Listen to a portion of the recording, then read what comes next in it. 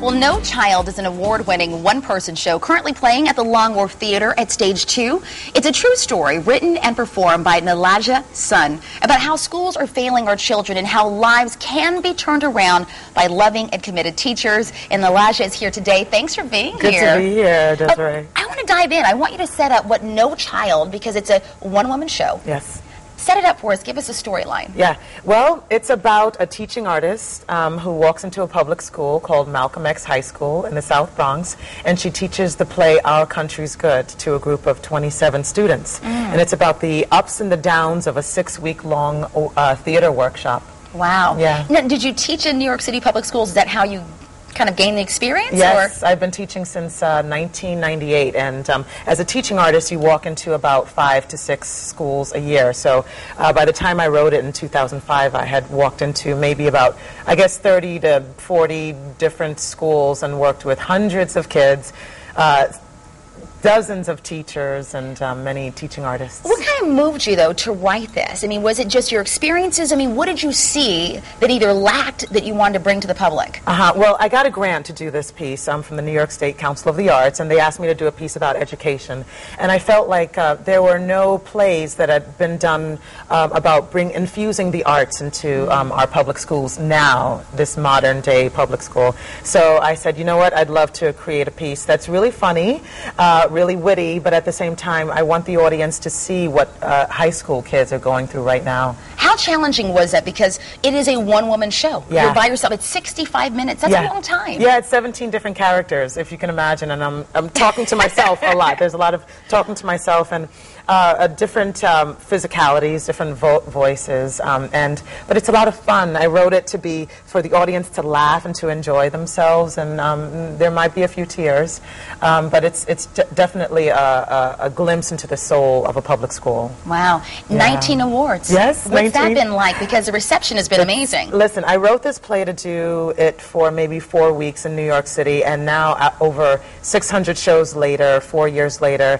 I'm doing it, and I've received all these accolades, and I really am doing the show as a love letter to teachers. So if I can do it for a million years until I don't know, until I'm 100 years old. Which will be like another 70 years away. Yeah, sure. That's right. You look fabulous. Thank you, that's right. What's the message, though? I mean, for teachers and also for kids, because it seems like it's a dual message. Yeah. Well, really the idea is that I want folks who've never walked into a public school nowadays to see what's going on. But I really want the audience to think about the arts, bringing a piece of artwork into an arts-poor school. Some of our students have never seen a play, have never been in a play, and I really want many of my students to see themselves as whole beings, whole human beings and individuals.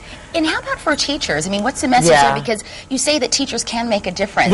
And teachers deal with a lot. Yeah, they deal with a lot, and really I want for the audience to see that not only do teachers deal with a lot, but for the teachers in the audience to see what they go through as a mirror, and to kind of pat themselves on the back for all of the many things they do for students, for all of us. We've all had at least 10 teachers in our lives that have impacted our lives greatly. Yeah. So you're going to be at the Wharf Theater. You better be excited. I'm so excited. I've been having amazing audiences. You've been running for about a week. What has that been like? How are you feeling being on the stage there? I love it. I love it. The audiences have been so vocal. So they're laughing, they're crying, they're standing ovations every night, and it's really I feel like I'm getting a nice New Haven hug, and I'm really excited about that. We give the best hugs, just in case you wanted to know. Oh, I feel it already. Thank you. So, as people get ready to leave, I mean, is this one of those shows that you say kind of speaks to everybody, no matter the age? Yes, hopefully. Well, when I look out into the audience, I do see